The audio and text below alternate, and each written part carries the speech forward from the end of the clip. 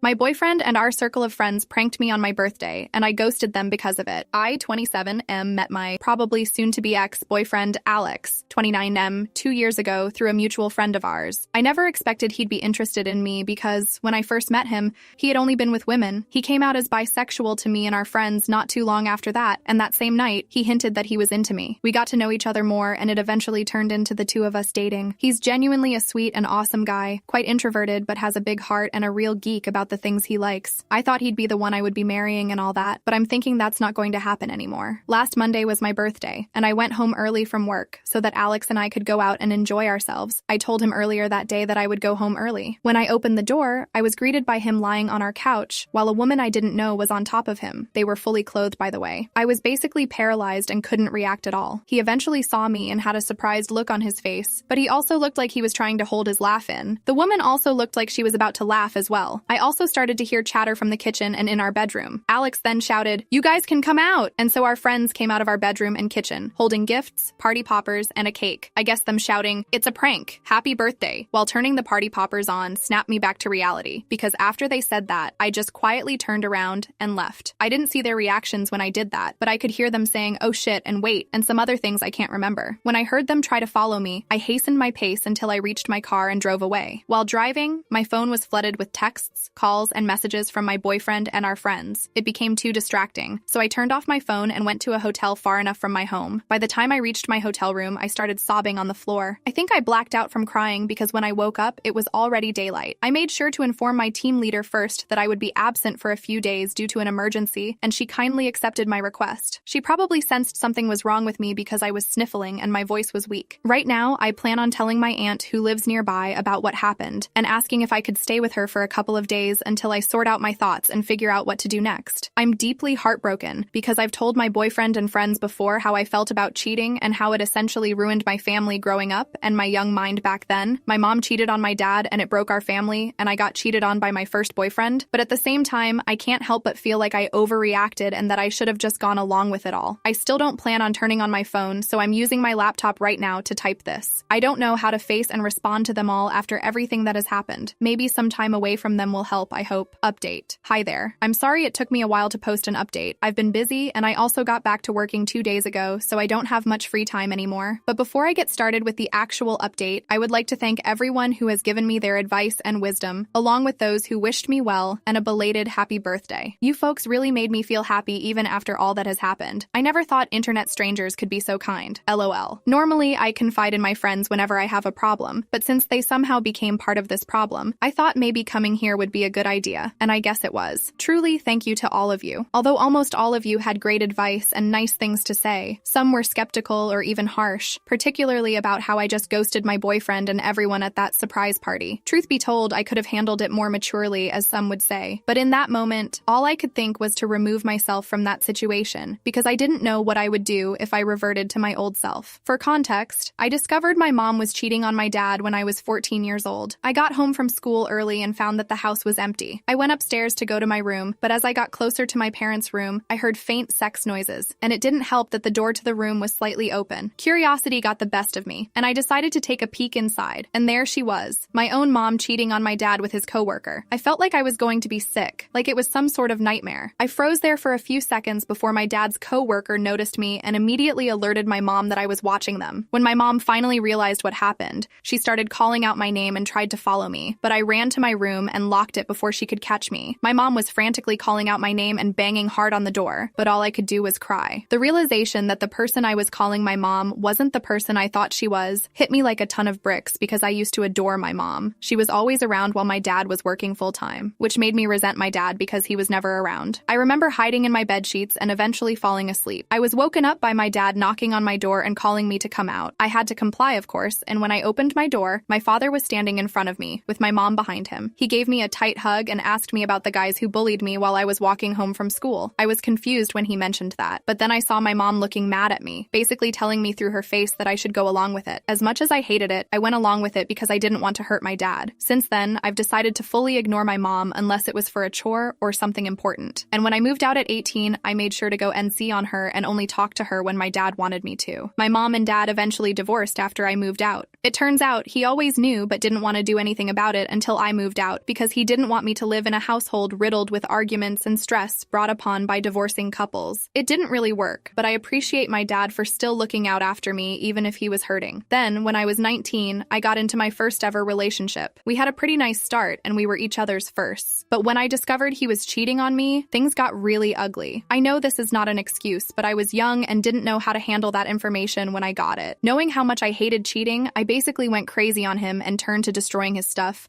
deleting all copies of his thesis, and even went as far as doing this insane Facebook rant where I exposed his cheating and posted pics of him and the guy he was cheating on me with. I even mentioned his mom and dad in the post and outed him without his consent. I deleted the post just 2 days later, but the damage had already been done, and my ex ended up moving away and living in another area because of my post. Obviously, I am thoroughly embarrassed and ashamed of what I've done, and I still regret doing all of that. When my aunt discovered what I did, she gave me a pretty stern scolding and insisted I see a psychiatrist because what I did wasn't normal, and it's not. I was diagnosed with severe depression, and the doctor also mentioned I had some unresolved trauma. This confused my aunt, but after I told her what occurred 6 years ago, she fully understood and gave me a tight hug, crying after I revealed everything to her. She felt terrible because she hadn't been able to do anything to help me before and is now extremely mad at her sister, my mom, for what she did to me. Since then, my aunt has helped me get the therapy and medication I needed and has essentially become my mother figure. My ex and I don't talk much these days, but we have made amends and are on good terms now. Now that all this stuff from my past has finally been laid out, for those wondering why I did what I did, here's the actual update. After I submitted my original post, I packed my things that night and prepared to go to my aunt's house, which wasn't that far, but still a bit of a drive nonetheless. When I finally arrived, she was incredibly welcoming, and I thanked her for allowing me to stay in her house even just for a while. She gave me a tight hug and told me I was always welcome and that she would be there to help me whenever I needed her. She eventually led me to the spare bedroom they have in their house and helped me unpack my belongings. She is honestly such an incredible woman, and I love her so much. She's basically the mom I've always wanted. Once I was done unpacking, I was again confronted by the fact that I hadn't opened my phone in quite some time. I avoided it for so long that I didn't think I could open it again, but I knew I had to. The moment my phone booted up, hundreds upon hundreds of texts, chats, and missed calls popped up on my screen. Even though I was still unsure, I decided to open my messages and checked our friend group's group chat first. The messages from the beginning were all very frantic, with my friends asking about where I was or what happened. But after scrolling down a bit more, the messages turned into them apologizing that the prank occurred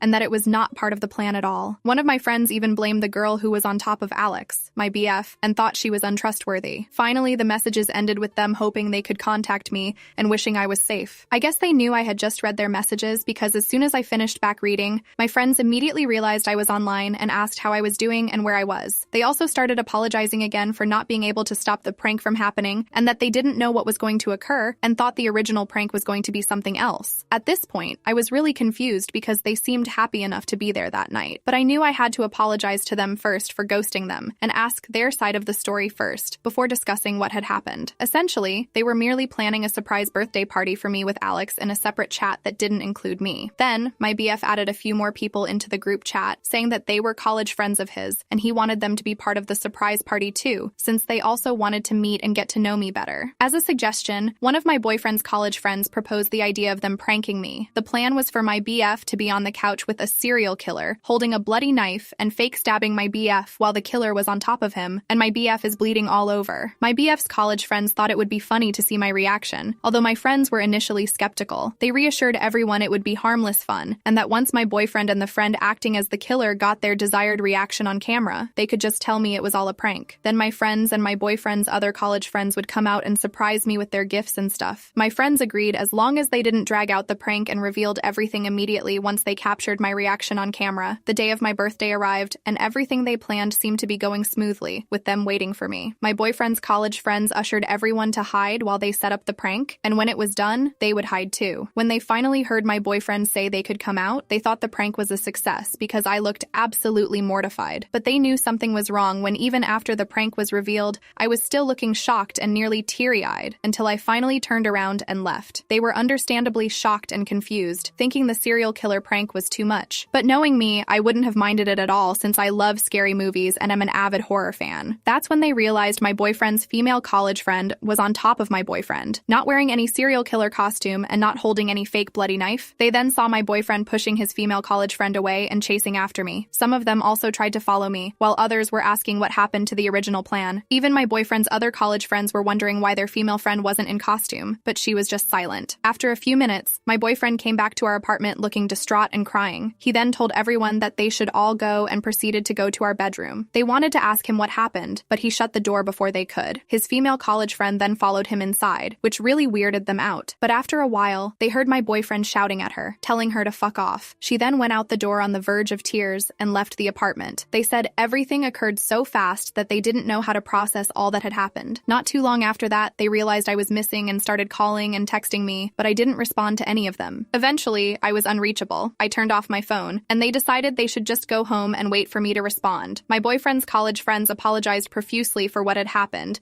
and didn't mean for any of this to occur, but they were basically just ignored. They then followed their retelling of their side with videos they had recorded that confirmed their accounts, along with an apology and hoping that I was doing well. After my friends told me what happened from their point of view, I felt really terrible and apologized again for ghosting them, telling them that everything that happened was not their fault. I told them I would make it up to them soon, but they reassured me they accepted my apology and were just happy that I was alive and well. They also suggested having a late birthday celebration with me this weekend, and my boyfriend and his friends were not included this time. I, of course, happily agreed and thanked them for being such great friends, and that I really couldn't thank them enough for being such an awesome bunch of people. The morning of the next day, my aunt knocked on my door and woke me up, telling me that I had a visitor downstairs. She looked a bit mad, so I could already tell who it was. It was my boyfriend Alex, carrying this beautiful bouquet of flowers and my favorite chocolates with him. Even if he looked amazing, his face was the complete opposite because he looked like he had been crying for days. I asked him how he figured out where I was, and he told me that once I turned on my phone again, an app on my phone that we both have notified him of my whereabouts. It's basically an app that lets you and your trusted friends share your locations in real time as long as you have an internet connection and your location is on. I was a bit annoyed that he actually came to my aunt's house, but since he was already there, I figured I might as well hear him out. He basically reiterated what my friends told me, but he added more details that my friends didn't know about. Apparently, his old college friends reconnected with him after they lost touch after graduation. They found his Facebook account through some searching and wanted to catch up with him after all these years. They were especially happy when he told them that he currently has a boyfriend because they secretly knew he was bisexual, but didn't want to assume or make him feel awkward about it. Alex eventually told them about me, and he mentioned that he and our friends were planning a secret birthday surprise for me, and they immediately wanted to be a part of it. After they were added to the group chat, they started suggesting ideas on how to make the surprise more fun, until their female friend, we'll call her Anna, suggested that they do a prank to surprise me. Alex's college friends were immediately on board because they saw TikToks of it and thought it was really funny, but my friends were obviously skeptical. Eventually, they agreed on what the prank would be and that it wouldn't take too long. Anna volunteered to be the serial killer since it was her idea, and they all did their parts to make sure everything would be ready when my birthday came. The day of the surprise party arrived, and everyone prepared for my arrival. When Anna and Alex went into their assigned positions for the prank, he wondered why she still wasn't in costume and why her props were missing, but all she could reply was that she forgot. Alex offers to find the costume and props, but Anna insists that there's no more time and that I was going to arrive soon. Alex, at this point, was extremely uncomfortable and wanted to get out of their position, but before he could do it, I had already opened the door and saw them. He admits that he messed up by laughing a bit at my reaction, because it was exactly the reaction he thought I was going to make, but immediately realized what it looked like and called everyone to come out to save himself from the embarrassment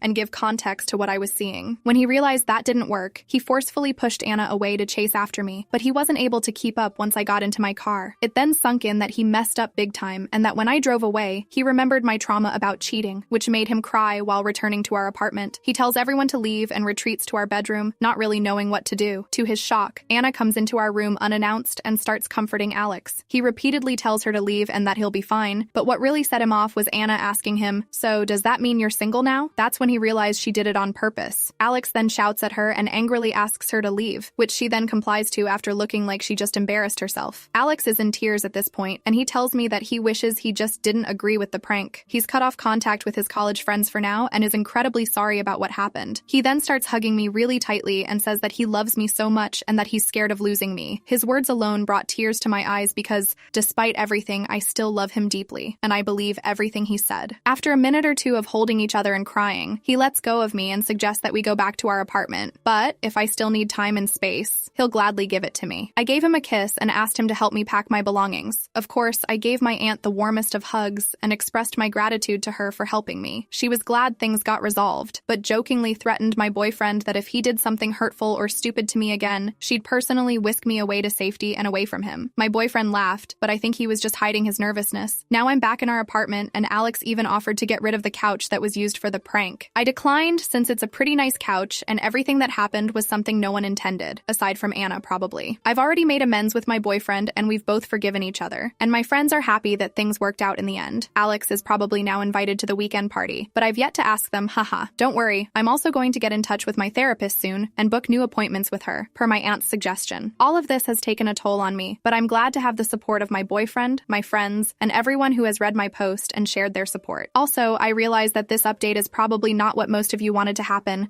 and as much as I was close to just giving it all up, I never had a reason to in the end. I'm glad I got to hear their sides before making any huge decisions that I might regret later, and I do trust my boyfriend and my friends since they all sounded sincere and they did have proof to back them up. I think this is going to be my last update since everything seems to have been resolved at this point. I'll try to update if anything happens, but I hope that won't be the case. Once again, thank you everyone. Update. Hello. This is definitely my last update about this chaos because, quite frankly, I'm exhausted by all of this. But before I start, I want to apologize to everyone who thought my previous update was too long. I guess I was just overcome with joy. I feel foolish about it now, discussing what happened that I didn't edit it much. But don't worry, this update won't be as long. And thank you to everyone who offered kind words. I genuinely appreciate you all. So, a few days after my previous update, Alex, my now ex-boyfriend, came up to me while sobbing and confessed that he hadn't told me the whole truth about Anna. Apparently, he and Anna were a couple back then. She was his first girlfriend, and he experienced many of his firsts with her. First kiss, first date, first sex, etc. Once they graduated, Anna broke things off with him because she couldn't handle long-distance relationships and didn't want to be tied down yet. Anna breaking up with him caused him to spiral into severe depression, along with self-harming habits, something he still goes to therapy for. It took a lot of effort for him to climb out of that hole and become a functioning adult again, but things reportedly didn't completely improve for him until he met me. As he quoted, I was the light at the end of the tunnel that he desperately wanted to escape to. But I guess ghosts from the past have a way of coming back to haunt you. A few weeks before my birthday, Alex's college friends found his Facebook and contacted him to reconnect. Things went well for them until he was added to their group chat that included Anna as well. As he mentioned, it definitely reignited some old feelings that he had, and it also didn't help that Anna was acting like nothing terrible had occurred between the two of them. They decided to meet to catch up. One thing led to another, until that one thing ended up being them having sex daily up until the birthday surprise. It only really hit him how much he messed up and realized that he was doing something incredibly awful when he saw my devastated face after seeing Anna on top of him for the prank that they supposedly planned for me. According to him, he was trying to bring back those intense feelings and emotions that he once felt when he was with Anna. But seeing me look ruined and distraught made him realize that what he had with me was incomparable to what he and Anna had. So I guess that's what led him to confess and be all remorseful. Of course, I had to hear him apologize and cry in front of me, and I did cry too, but I couldn't bear being around him anymore after hearing all of that. I then calmly told him that I accept his apology, but that I didn't want to be with him anymore, and that I'd be leaving the apartment and sort things out once we're both in clearer states of mind. He didn't like that one bit, and started sobbing like crazy, and even went as far as hugging me incredibly tightly just so that I wouldn't go. It was a struggle, but I eventually got out of his grasp by pushing him away hard enough. I ran as fast as I could, ironic, to get to my car, and immediately headed to my aunt's house. When I got there, I just sobbed into my aunt's arms and felt incredibly weak. She probably understood why I was crying that much without asking me why, so she started consoling me until I was too tired to cry and slept. Yesterday, I got a call from a friend of Alex that he's in the hospital after being found unresponsive and full of cuts on his arms. I didn't want to go because I'm clearly still hurt by everything, but Alex doesn't have any relatives nearby, and I am the only one who knows about his medical history and specifics, and technically his closest family, so I had to. When I arrived, his arms were covered in bandages and his face looked swollen and red. Right now, I'm outside his hospital room, waiting for his doctors to give me an update or tell me something I should do. He hasn't woken up yet, so I'm preparing myself for when he does. Honestly, I do still love him very much, but what he did just made it clear to me that we're not meant to be together. I don't know what I'll do moving forward after all of this, but I'll just let the universe take control for me at this point. I just wish things didn't end up this way.